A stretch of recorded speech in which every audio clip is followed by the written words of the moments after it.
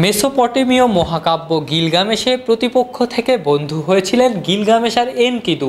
নিগার সুলতানা জ্যোতিয়ার হারমনপ্রীত কৌরের বেলায় অবশ্য এই সম্ভাবনা প্রায় শূন্যের কোটায়।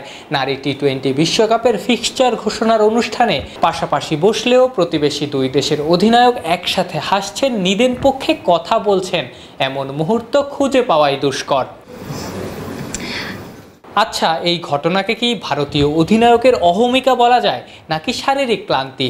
হারমনপ্রীত বড় দলের অধিনায়ক, ক্রিকেটার হিসেবেও এই জেনারেশনের অন্যতম সেরা। অহমিকার জায়গা থাকাই স্বাভাবিক, কিন্তু ক্লান্তির ব্যাপারটাও তো উড়িয়ে দেওয়া যায় না।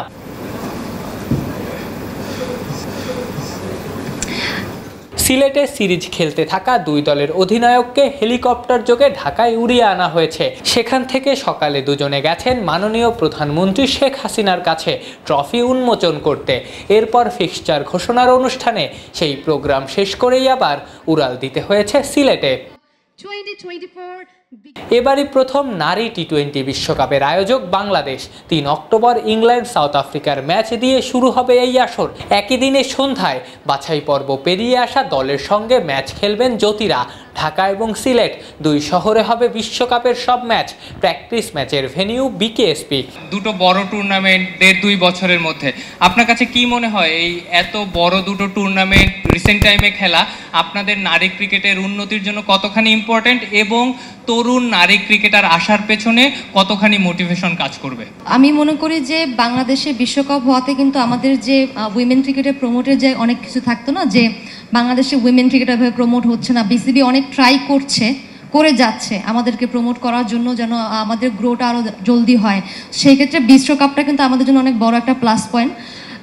আমি বলবো স্টার্টিং ফ্রম টুডে, কারণ আমরা দেখছি যে কতটুকু মিডিয়া কাভারেজ পাচ্ছে এই ইভেন্টটা, এবং ওয়ার্ল্ড ক্রিকেট কিন্তু আমাদের দিকে তাকিয়ে থাকবে। এতে করে দেখবো যে যারা ইয়াং প্লেয়াররা আছে, যারা স্বপ্ন দেখে বাংলাদেশের হয়ে খেলবে বা দেশকে রিপ্রেজেন্ট করবে, তাদের জন্য কিন্তু একটা বড় মোটিভেশন হতে যাচ্ছে, এবং অনেকটা দায়িত্ব বর্তায় আমাদের উপরেও। আমরা যত ভালো ক্রিকেট খেলবো এবং আমাদের টিমটাকে যত ভালো জায়গায় নিয়ে যাব, তত বেশি বলবো অপরচুনিটিস ক্রিয়েট হবে নতুন প্লেয়ারদের জন্য, এবং নতুন নতুন অনেক প্লেয়াররা চাইবে এই স্পোর্টটাকে নেওয়ার জন্য। নারী ক্রিকেটের আবেদন দর্শকদের কাছে এমনিতেই কম, তবুও গ্যালারি ভর্তি দর্শক চায় বিসিবি। এজন্য প্রয়োজনে স্কুল কলেজের শিক্ষার্থীদের ফ্রি খেলা দেখানোর ব্যবস্থা করবে ক্রিকেট বোর্ড। প্রথম কথা হচ্ছে ফ্রি কিনা এটা এখন বলা মুশকিল, তবে আমরা ডেফিনেটলি চেষ্টা করব।